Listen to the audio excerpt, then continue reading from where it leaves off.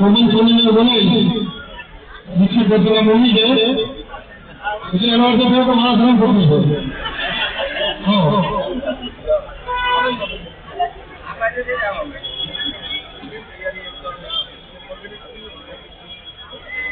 हाँ washing machine में हाँ बराबर तो पहले वाला ऐसा चीज में गई है ना कार्यक्रम करा बोले वॉशिंग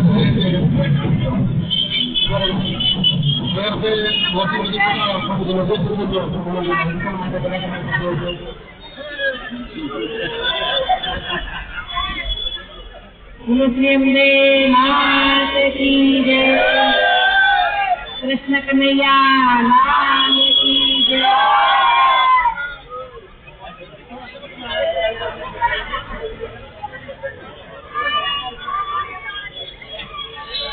हमें बधाए हमारा दुकान में कार्ड मूक्યું છે તો ખૂબ ખૂબ આભાર.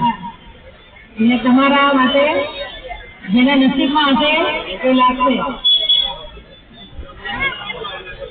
7% આપજો. ચાલો માણસ હવે કેટલું જાણો એક વોટિંગ માટે